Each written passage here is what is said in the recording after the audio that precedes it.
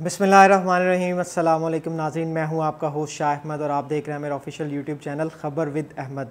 नाज़रीन, बहुत सारी अपडेट्स ख़बरें लेकर मैं आपके सामने पेश हुआ हूं अफ़गानिस्तान से रेलेवेंट, ठीक है। और इस आज की वीडियो में मैं आपको बहुत सी ख़बरें बताऊंगा, बहुत सी इंपॉर्टेंट चीज़ें शेयर करूंगा आपके साथ जो कि आपके इल्म में होना ज़रूरी है। अफ़गानिस्तान के हवाले से, इस पूरे रीजन के हवाले से, पाकिस्तान क्या अपना रोल प्ले कर रहा है उसमें, रशिया क्या रोल प्ले कर रहा है, चाइना क्या रोल प्ले कर रहा है और सेंट्रल एशियन कंट्रीज़ उसमें अपना क्या रोल प्ले कर रहे हैं।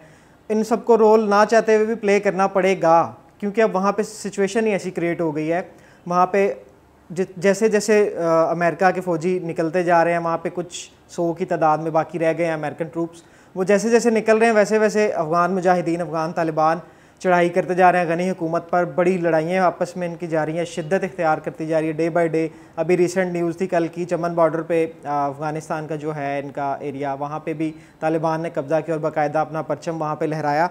तो नाज़रीन, आज अपनी वीडियो का बाकायदा आगाज़ करते हैं और मैं आपको पहली न्यूज़ में आपको देता हूँ कि PM खान साहब अफ़गानिस्तान मिशन पर उज़्बेकिस्तान के दौरे पर ऑफिशियली जा चुके हैं, ठीक है। वो अपने साथ अपने बड़े इंपॉर्टेंट वज़रा को लेकर गए हैं। इस पूरे विज़िट के अंदर उनका मेन मुद्दा, जो मेन टॉपिक होगा, वो है अफ़गानिस्तान।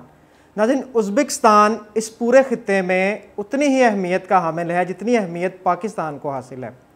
जैसे पाकिस्तान को अपने कंसर्न्स हैं, ऐसे ही सेंट्रल एशियन कंट्रीज़ को भी अपने कंसर्न्स हैं, जैसे कि चाइना, उसके बाद ताजिकिस्तान, उज़्बेकिस्तान, ईरान, ये सारे बॉर्डर अफ़गानिस्तान के साथ जाके मिलते हैं और इन सब को अपने अपने सिक्योरिटी कंसर्न्स इनके हैं। तो इन सब ने मिलकर अब ये सोचा है कि इस पूरे के पूरे मुद्दे का कैसे बेहतरीन हल निकाला जाए, कैसे इस खित्ते के अंदर जो खाना जंगी होने जा रही है, जो कि लड़ाई डे बाई डे शिद्दत इख्तियार करी है, मोर देन 90% जो एरिया है वो अफ़गान तालिबान कैप्चर कर चुके हैं। गनी हुकूमत को वो ऑन टेबल आने की दावत दे रहे हैं। रिसेंट न्यूज़ है आज ही की, उन्होंने 3 महीने के लिए कहा है कि हम जंग बंदी का ऐलान करते हैं अगर आप हमारे 7000 कैदी रिहा कर दें, जो कि अफ़गान मुजाहिदीन के कैदी इस वक्त गनी हुकूमत के कंट्रोल में हैं, जेलों में उन्होंने डाले हुए हैं। उन्होंने उनको ऑफ़र की है कि आप 7000 हमारे कैदी छोड़ दें और हम 3 महीने तक के लिए जंग बंदी का ऐलान कर देंगे। और इसके अलावा भी उन्होंने इनको कहा कि आप ऑन टेबल आ जाएं, बैठ के बात करते हैं।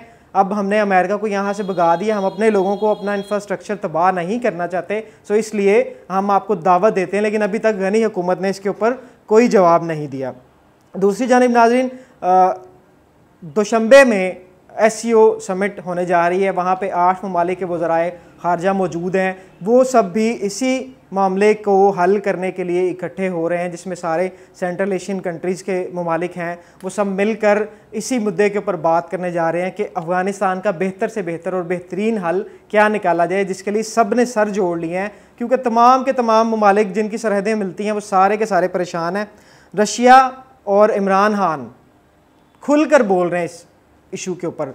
ज़्यादा क्रेडिट जाता है इमरान खान साहब को कि वो बगैर डरे, बिना डरे, वो इवन दो कि अमेरिका तक उन्होंने स्ट्रेट एब्सोल्युटली नॉट बोल दिया। रीज़न क्या है कि वो अब पाकिस्तान को किसी की जंग में नहीं झोंकना चाहते और वो आने वाले सिनेरियो को बड़े अच्छे तरीके से देख रहे हैं और सीधी और सच्ची हकीकत पसंदाना बात कर रहे हैं, ठीक है। वो सारी खान साहब बात जो कर रहे हैं हमारे प्राइम मिनिस्टर, वो हकीकत पसंदाना बात इसलिए कर रहे हैं क्योंकि उनको आने वाली सिचुएशन नज़र आ रही है। डे बाय डे हालात अफ़गानिस्तान के ख़राब हो रहे हैं और हर आने वाले दिन के साथ एक नया शहर फ़तह करते हैं, एक नया वो जो है वो सूबा फ़तह करने की जानिब बढ़ते जा रहे हैं। दूसरी जानिब एक और इम्पॉर्टेंट न्यूज़ मैं आपके साथ शेयर करता जाऊँ अफ़गानिस्तान से रेलेवेंट ही। पाकिस्तान एक कॉन्फ्रेंस हेल्ड करने जा रहा है। पाकिस्तान अपने मुल्क के अंदर हम एक कॉन्फ्रेंस बुलाने जा रहे हैं जिसके अंदर तालिबान को इन्वाइट किया जाएगा और गनी हुकूमत के जो ऑफिशियल पॉलिटिशियंस हैं उनको भी इनवाइट किया जाएगा। उनके मिनिस्टर हो सकता है गनी जो उनके हैं वो गनी साहब को खुद भी इनवाइट किया जाए। अभी तक की लेटेस्ट अपडेट ये है कि हामिद करज़ई को हमारी गवर्नमेंट ने इसको बाकायदा इसकी तस्दीक कर दी है कि इमरान खान साहब की उनसे टेलीफोनिक रब्ता हुआ है। हामिद करज़ई से इस दौरे पे जाने से पहले, उज़्बेकिस्तान जाने से पहले उन्होंने कॉल किया है हामिद करज़ई साहब को और उनको दावत दी है कि आप पाकिस्तान आएँ और आपके पास अगर कोई पूरे मसले का हल है तो आप यहाँ पर आके पेश करें इस कॉन्फ्रेंस के अंदर, ताकि हम लोग मिल बैठकर बग़ैर किसी नुकसान के इस पूरे खित्ते को बचा सकें, ताकि ये खित्ता दोबारा से दहशत गर्दी की जद में ना आ जाए, खाना जंगी ना हो। जब खाना जंगी होगी तो नाज़रीन आपके घर में आग लगती है ना, जब तो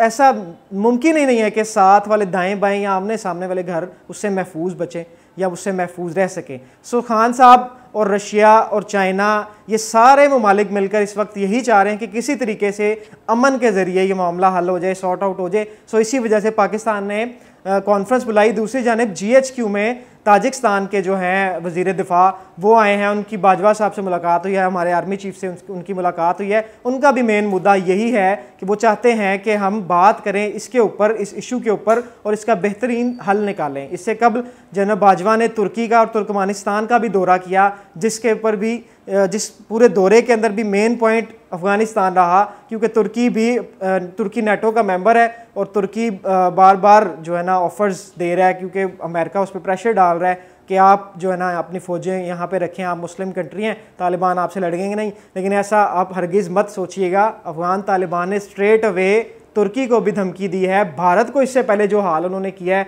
आपने देख लिया, कौंसलेट पे कब्जा किया और स्ट्रेट अवे भारत को बोला कि हमारे मामले से दूर रहो, परे हटो, ठीक है। अब तुर्की को भी अफ़गान तालिबान ने, उनके तर्जुमान ने बाकायदा तौर पर कहा कि हमें ये अच्छा नहीं लगेगा कि अफ़गानिस्तान की सरजमीन से तुर्की के फ़ौजियों के ताबूत जाएँ और ये पूरे खत्ते में मुसलमानों के लिए जग हसाई का बाइस बनेगा, तो इसलिए आप हमारे मामले से दूर रहें। तो जनरल बाजवा इस दौरे पे तुर्की गए, उधर भी इन्होंने ऑफिशियली मामलात इनको डील किया अफ़गानिस्तान से रेलिवेंट। सो अब ये सारे खत्ते के अंदर नाज़रीन ये डे बाई डे ये सूरत हाल इतनी तेज़ी से तब्दील हो रही है। अमेरिका जो मामा बन के आया था इस पूरे खत्ते का, ठेकेदार बन के आया था, खुद तो दुम दबा के भाग गया, लेकिन सबको जो आसपास के ममालिक है उनको फंसा गया। अब हर एक के ऊपर प्रेशर डाल रहा है कि मुझे अड्डे दे दो। पहले पाकिस्तान को रिक्वेस्ट की, अब ताजिकिस्तान, उज़्बेकिस्तान, जो ये रेलिवेंट कंट्रीज़ हैं इस अफ़गानिस्तान के साथ जिनकी सरहदें लगती हैं, उन सबको प्रेशराइज़ कर रहा है, अपने ऑफिशियल्स को भेज रहा है वहाँ पे कि हमें अड्डे दो, हम आपको बड़े फ़ायदे देंगे, आपके कर्ज़े माफ़ करवाएंगे, आपको तरक्याती कामों के अंदर हम आपके इन्वेस्टमेंट करेंगे। तो ये सारे का सारा सिनेरियो अमेरिका का किया धरा आज हम सबको भुगतना पड़ रहा है। दूसरी जानिब नाज़रीन, वेस्टर्न मीडिया ने एक नई जो है ना अपनी वो स्टार्ट कर दी है, 5th generation war against Taliban.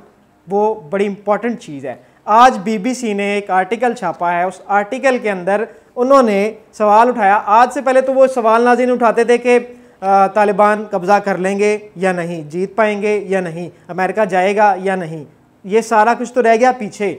BBC ने क्या किया, आज एक आर्टिकल छापा, बड़ी प्लानिंग के साथ उन्होंने हिट किया तालिबान को, पूरी दुनिया के सामने उन्होंने ये इस चीज़ को वाज़ह करने की कोशिश की। उन्होंने कहा कि 20 साल तक अफ़गानिस्तान में नेटो के साथ, अमेरिका के साथ अफ़गान तालिबान लड़े हैं, वो लड़े हैं, तो अब उनको इस चीज़ की परेशानी हुई। तुसी मामे लगते हो, हुण तुहानूं याद आ रहा है 20 साल बाद आज तुसी यह सवाल उठा रहे हो कि 20 साल बाद जी तुहाडे कोल इनकम कितनी हुई, ज़राए आमदन। जैसे पाकिस्तान में पूछा जा रहा था, हमारे जो पॉलिटिशियंस हैं PP के, नून लीग के, उनसे पूछा जा रहा था कि ज़राए आमदन रसीदां कढो, तो अब BBC उसी फार्मूला पे आ गया और तालिबान को गंदा करने के लिए तालिबान के ऊपर सवाल उठा दिया। जबकि इस वक्त तालिबान बड़े प्लानिंग के साथ अपने डेलीगेशंस भेज रहे हैं, ईरान, तुर्कमानिस्तान, चाइना, रेलिवेंट जितने भी उनसे सरहदों से मिलते हैं, सरहदें दूसरे ममालिक की, वहाँ पे वो डेलीगेशन भेज रहे हैं। वो कह रहे हैं कि हम अब एक ऑफिशियल वे के साथ, अच्छे तरीके के साथ, बगैर लड़े हम अपनी गवर्नमेंट लेके आना चाहते हैं। बार बार वो यही कोशिश करें। तो ऐसे में BBC ने क्या किया, उन्होंने कहा जी 20 साल का अपनी रसीदें निकालो, बताओ ज़राए आमदन बताओ, कहाँ से आपके पास इतना पैसा है कि आपने इतनी बड़ी फोर्सेस का, जिनके पास ट्रिलियंस ऑफ डॉलर्स का बजट था, उनके साथ आपने कैसे फ़ाइट की। तो नाज़रीन उसके अंदर UN की एक रिपोर्ट भी BBC ने जो शाया की, उसमें लिखा, उन्होंने कहा कि UN की रिपोर्ट के मुताबिक 2020 में तालिबान की जो आमदन थी वो 30 करोड़ से लेकर 1.5 अरब डॉलर तक, यानी कि 1.5 अरब डॉलर तक थी, जिसके ज़राए उन्होंने अपनी रिपोर्ट में बताया कि स्मगलिंग और ये मनशियात की जो है फ़रोख्त, इसके ऊपर उन्होंने वो इल्ज़ाम लगाकर ये किया। तो नाज़रीन अब देखना ये है कि जैसे इन सारे ममालिक ने सर जोड़ ली हैं, Russia, China, Pakistan, Tajikistan, Turkmenistan, इन सब ने सर जोड़ लिए हैं कि हम किसी तरीके से इस मामले का बेहतरीन हल निकालें। इसके लिए वो मिलकर तमाम कोशिशें भी कर रहे हैं। अब देखना यह है कि ऊँट किस करवट बैठता है। लेकिन यहाँ पर सबसे बड़ी खबर और सबसे बड़ी बात यह है कि इस पूरे रीजन के अंदर सेंट्रल एशियन कंट्रीज़ भी मिल गई, पाकिस्तान, रशिया, चाइना के साथ अफ़गानिस्तान में अमन के लिए। लेकिन फंस कौन गया नाज़रीन? फंस गया भारत। भारत क्यों फंसा? भारत के जो वज़ीर मशीर हैं वो वॉइस ऑफ अमेरिका को उन्होंने इंटरव्यू दिया और उसमें उन्होंने कहा कि इस पूरे एरिया के अंदर जो भी नुकसान होगा वो सबसे ज़्यादा जिस मुल्क का नुकसान होगा वो है भारत। उसके पीछे 2 रीज़न हैं। जब सब बात कर रहे थे तालिबान से, ठीक है, अमन के बारे में या उनको सपोर्ट कर रहे थे मॉरली कि आप फाइट की तरफ ना जाएं, अमन के साथ इसको लेकर चले मामले को, तो तब भारत बैक फुट पे था और वो गनी हुकूमत की झोली में बैठा हुआ था। यानी कि वो गनी के कंधे पे हाथ रख कर बैठा था। उसको पता था कि अमेरिका बहादुर तो यहाँ से भागने वाला नहीं है, नहीं भागेगा। तो उसका ये ख्वाब तो चकनाचूर हो गया जब अमेरिका भागा। अब उसका जो रहती सहती कसर थी वो पूरी हो गई। अफगान तालिबान तेज़ी से इलाके कैप्चर कर रहे हैं और भारत अब गया फंस, ठीक है। दूसरा जो है ना, उन्होंने सारे के सारा बोझ एक ही पलड़े में डाल दिया, जो कि अब उनको लॉन्ग टर्म में भुगतना पड़ेगा अगर भारत ने अभी भी होश के नाखून ना लिए। दूसरे उन्होंने गलती की 40 टन से ज़्यादा असला बेचकर, ठीक है। अब वो नज़रों में हैं, अब वो फंस चुके हैं। अब देखना ये है कि ऊँट किस करवट बैठता है। आया भारत को भी दूसरी तरफ भारत बड़ी कोशिशें कर रहा है अब तालिबान के साथ मुज़ाकरात करने की, लेकिन अब वो नहीं हो पा रहे। अब देखते हैं कि ऊँट किस करवट बैठेगा, कौन जीतेगा कौन हारेगा। क्या इन तमाम ममालिक की जो वो ये सर जोड़कर बैठे हैं ये कुछ बेहतरीन हल निकाल पाएंगे या नहीं। उम्मीद है आपको मेरी आज की वीडियो पसंद आई होगी। अगर आपको मेरी वीडियो पसंद आई है तो इस वीडियो को लाइक करें, कमेंट में जाएं, अपनी राय का इजहार करें और इस वीडियो को ज़्यादा से ज़्यादा शेयर करें। Thank you. अल्लाह हाफ़िज़।